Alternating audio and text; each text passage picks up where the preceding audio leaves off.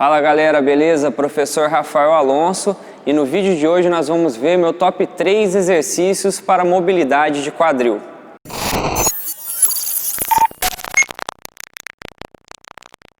A primeira coisa que a gente tem que fazer é criar um parâmetro para ver se o exercício está funcionando ou não. Então eu gosto de avaliar através de um air squat, um agachamento com peso corporal.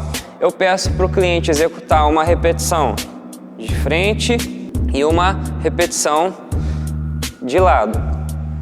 Então eu vou observar se o joelho dele faz movimentos no plano transverso, pergunto para ele se esse movimento é involuntário, se ele não consegue controlar. Eu vou observar também o movimento de retroversão pélvica, se ele acontece logo nos primeiros graus de agachamento ou se ele acontece lá embaixo, e peço esse feedback verbal para o meu cliente. É muito importante esse feedback verbal. Depois eu vou aplicar a técnica e eu refaço então esse agachamento para ver se ele vai ser efetivo ou não. A primeira técnica, o primeiro exercício de mobilidade vai ser uma mobilidade lateral de quadril utilizando um kettlebell. Então a gente vai precisar de uma pad, um tatame para conseguir ajoelhar de maneira confortável. E a primeira coisa que eu vou fazer aqui é uma rotação externa do meu quadril. Então eu coloco o meu pé para dentro, assim eu faço então uma rotação externa com o meu quadril.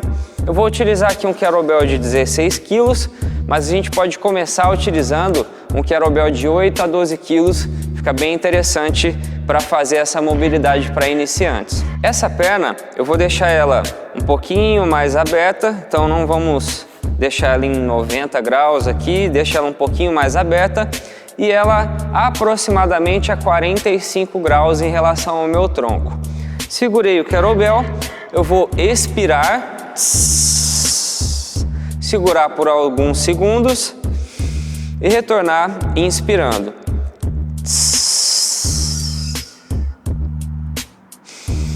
Então a gente vai sentir um pouco na parte interna da coxa e um pouco na parte externa aqui do quadril. Então a gente tem trabalho dos dois lados com esse exercício. Depois que eu fizer 10 a 15 repetições, eu vou aumentar esse grau e fazer a mesma coisa.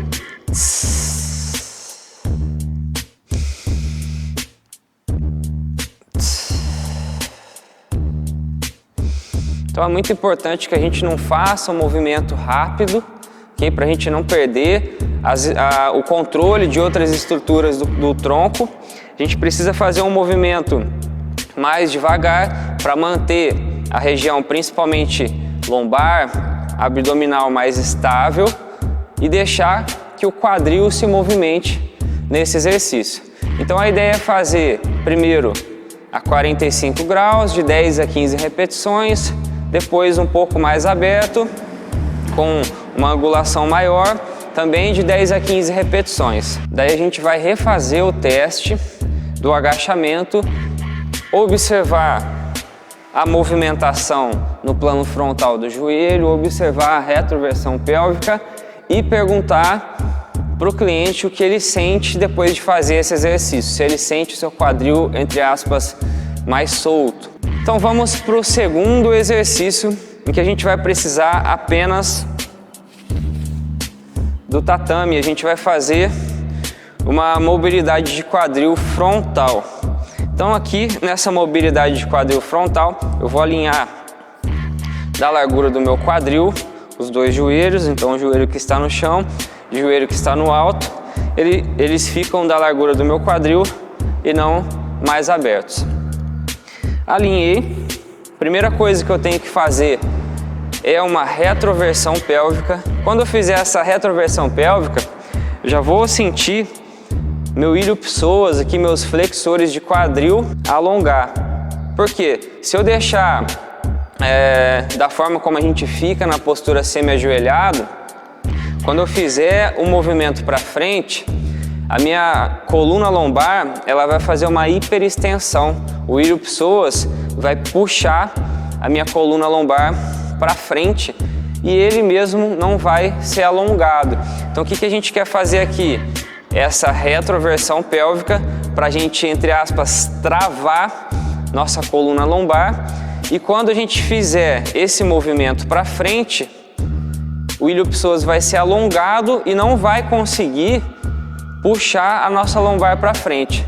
Então eu peço para o cliente colocar a mão aqui na altura da espinha ilíaca, fazer essa retroversão pélvica, manter ela, expirar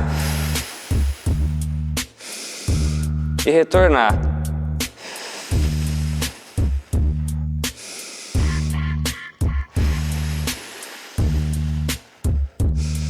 Você pode passar um feedback para ele enquanto fizer essa retroversão pélvica, contrair seu glúteo bem forte, como se fosse levar uma chinelada na bunda. Isso funciona muito bem. E então fazer essa mobilidade de quadril frontal. E o terceiro exercício é o Pigeon Stretch. Acho que vou falar Pigeon mesmo porque alongamento do pombo fica meio esquisito, né? O terceiro exercício é o Pigeon Stretch, em que a gente vai precisar de um banco de mais ou menos aí 60, 90 centímetros, é uma altura legal.